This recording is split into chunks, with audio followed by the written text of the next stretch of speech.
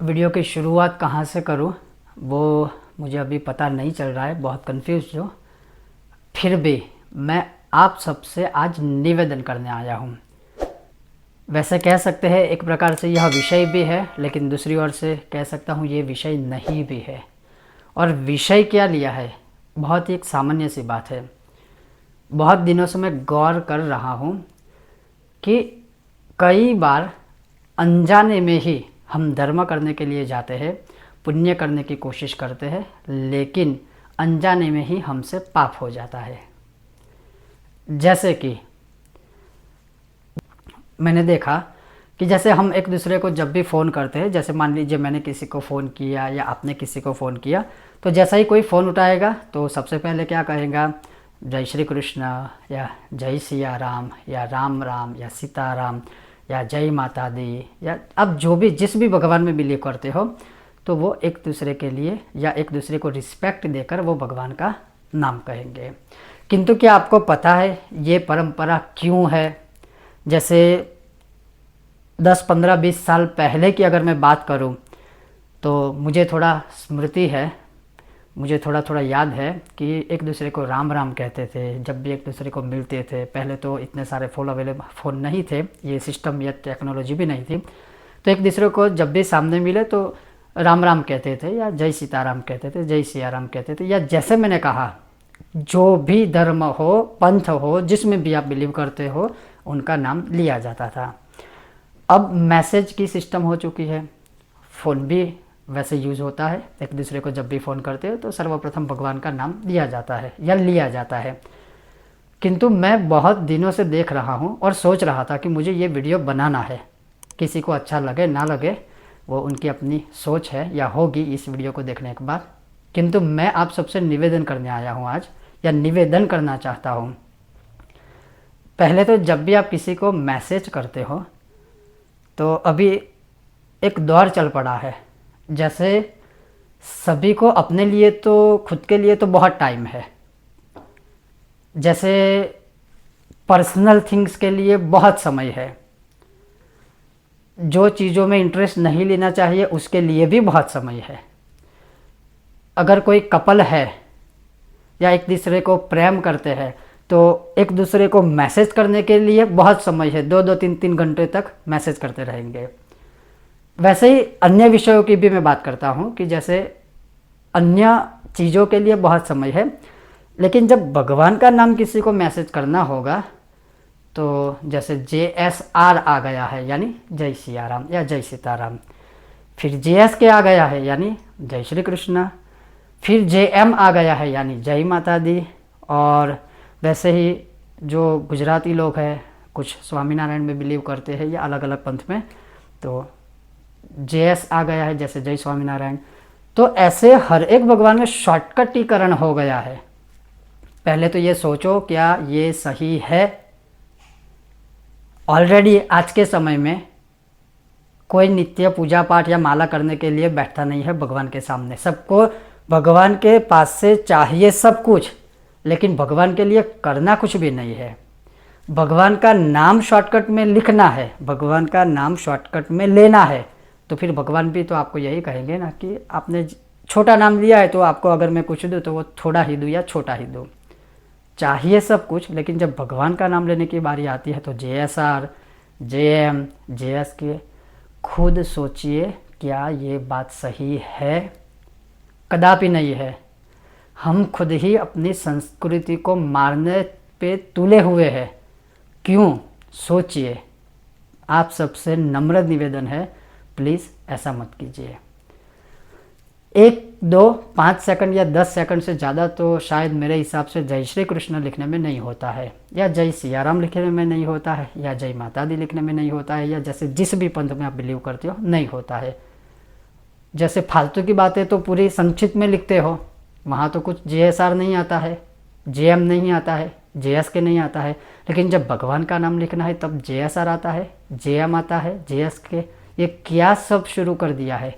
सोचिए कृपया करके, मैं बहुत स्नेह के साथ आपको कहता हूँ ऐसा मत कीजिए।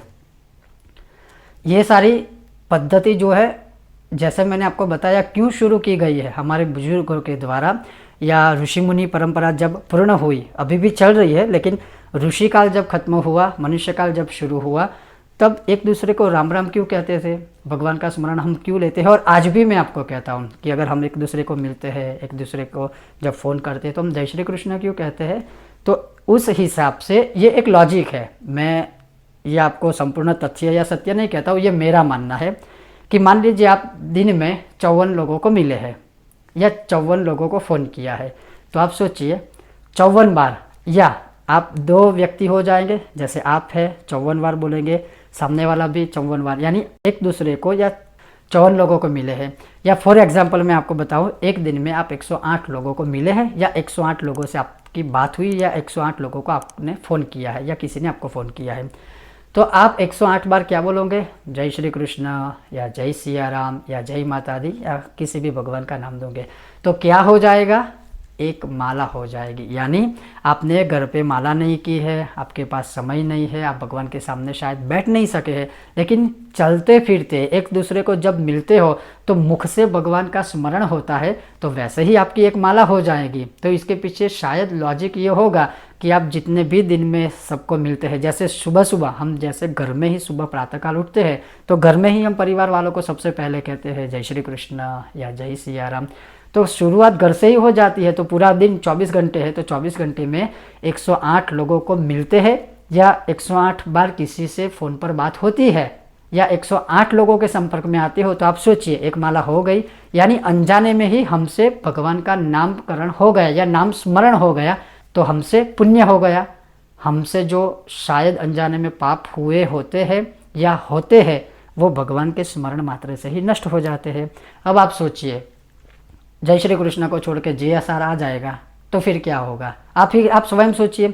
जैसे मैं ही बता दूं कि अभी तो मनुष्य के भी जो नाम होते हैं वो भी शॉर्टकटीकरण हो गया है, ठीक है वो चलता है, समय है, लेकिन भगवान के विषय में ऐसा मत कीजिए। हमें हमारी संस्कृति को मारने की कोशिश नहीं करनी है, बचाने की कोशिश करनी है। तो ये था एक पॉइंट मेरे कहने का। अब दूसरा पॉइंट बहुत महत्वपूर्ण है। दूसरे लोग ऐसे हैं जो भगवान का नाम तो बोलते हैं, जैसे जय श्री कृष्ण है या जय सीताराम है या जय जय सिया राम है या राम राम है। अब मैंने बहुत लोगों को सुना है कि जय श्री कृष्ण की जगह पर वो उतावलेपन में जय श्री कृष्ण बोलते हैं, खासकर गुजराती लोग, जय श्री कृष्ण। अब आप सोचिए, जब आप उसे लिखोगे तो क्या लिखा जाएगा, जय श्री कृष्ण, जय श्री कृष्ण नहीं होगा, जय श्री कृष्ण या जय श्री कृष्ण होगा। लेकिन उतावलेपन में, जल्दबाजी में हम गलत बोलते हैं। तो जैसा हम बोलेंगे भगवान के स्मरण का जो फल है वैसा ही हमें प्राप्त होगा। मेरे कहने का तात्पर्य है जय श्री कृष्ण अर्थात श्रीमानी लक्ष्मी भी आप समझ सकते हो, श्रीमानी राधा जी भी आप समझ सकते हो, श्रीमानी शक्ति स्वरूप देवी का कोई भी स्वरूप आप समझ सकते हो, और कृष्ण मानी नारायण का अवतार या नारायण के कोई भी स्वरूप को। तो इस मंत्र का या इस सिंपल से नाम का मतलब ये होता है जय श्री कृष्ण अर्थात राधा कृष्ण की जय हो, लक्ष्मी नारायण की जय हो या शिव शक्ति की जय हो। अब आप ही सोचिए, हम उतावलेपन में या जल्दबाजी में बोलते हैं जय श्री कृष्ण, तो यहाँ पर जैसी कौन है, वो किस अनुयायी से आएगी या किस वर्ग की होगी, वो आप खुद सोचिए।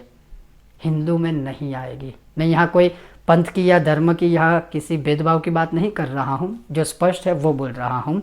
जैसी नाम की कोई हमारी देवी का नाम नहीं है। जय श्री वो हमारी देवी का नाम है, तो जय श्री कृष्ण होगा।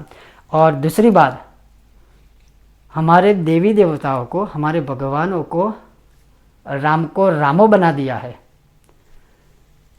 कृष्ण को कृष्णा बना दिया है, शिव को शिवा बना दिया है। तो आप जरा सोचिए, क्या हमारे ग्रंथों में ये है? जब हम जय सिया राम बोलते हैं तो क्या हम जय सिया रामा बोलते हैं, जय सिया रामा ऐसा कहते हैं? नहीं, हम क्या बोलते हैं, जय सिया राम। जब हम जय सीताराम बोलते हैं तो क्या हम ऐसा बोलते हैं, जय सीतारामा? नहीं, जय सीताराम बोलते हैं। जब हम शिव शक्ति बोलते हैं तो क्या हम शिवा शक्ति बोलते हैं? नहीं, हम शिव शक्ति बोलते हैं। बहुत ही तात्विक भाषा में आपको समझाने की कोशिश कर रहा हूँ और मुझे आशा है कि आप समझने की कोशिश भी कर रहे होंगे अगर मेरा यह वीडियो आप देखते हो तब, या मेरे वीडियो को देखने के बाद आप प्लीज़ कृपया करके समझने की कोशिश कीजिएगा कि मैं क्या कहना चाहता हूँ। तो कृष्ण भगवान का जो अर्थ है, मैं यहाँ पर एक एग्जाम्पल देता हूँ कि कृष्ण का अर्थ है कृषयति आकर्षयति इति कृष्ण, अर्थात कृष्ण मानी काला, श्याम वर्णी, जो काला है लेकिन आकर्षण वाला है। कौन है? हमारा कन्हैया, हमारा कृष्ण है। कृषयति आकर्षयति इति कृष्ण, तो कृषयति आकर्षयति इति कृष्ण नहीं होता है, कृषयति आकर्षयति इति कृष्ण, अर्थात जो श्याम वर्णी है, जो काला है लेकिन पूरे जगत को आकर्षित करने वाला है, वो है कन्हैया।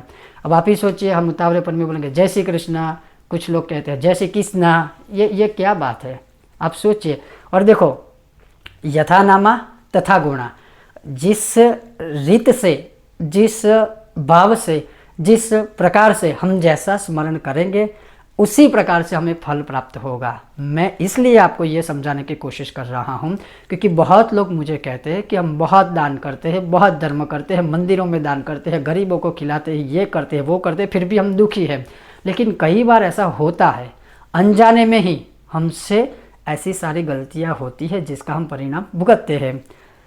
जिस प्रकार से अगर आप अग्नि के ऊपर, या फॉर एग्जांपल जैसे अगर आप गैस जलाते हो या चूल्हा जलाते हो, तो अगर आप उसके ऊपर जानबूझकर हाथ रखोगे तो अभी आपका हाथ जलेगा, और अनजाने में जैसे आपका हाथ वहाँ पर लग गया तो भी आपका हाथ जलेगा। तो कहने का तात्पर्य है, जहाँ भाव जगत की बात है वहाँ उस भाव जगत की मैं यहाँ बात नहीं कर रहा हूँ।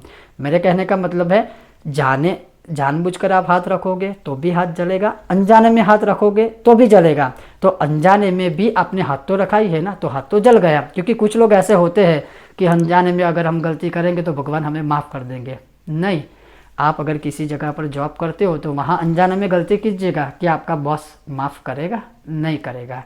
तो ये पूरे जगत का, पूरे विश्व का बॉस है। तो आप सोचिए कि भगवान का स्मरण क्या हम सही रूप से करते हैं। मैं यहाँ किसी को डराने की कोशिश नहीं कर रहा हूँ, मैं सिर्फ आपको एक सही मार्ग दिखाने की कोशिश कर रहा हूँ। और ख़ास करके मुझे इसलिए थोड़ा सा दुख हो रहा है, थोड़ा गुस्सा आ रहा है कि JSR चल रहा है, JM चल रहा है, JSK चल रहा है। ये क्या चीज़ है? क्या हमारे पास 5-10 सेकंड भी भगवान का नाम लिखने के लिए नहीं है? इससे तो अच्छा है कि नाम लिखो ही मत, लिखो ही मत। फालतू बातों के लिए तो बहुत सारा समय है, ऐसी सारी चीज़ों में क्यों समय नहीं है? तो मेरा यही निवेदन है आप सबसे, मेरी इन बातों पर गौर कीजिएगा।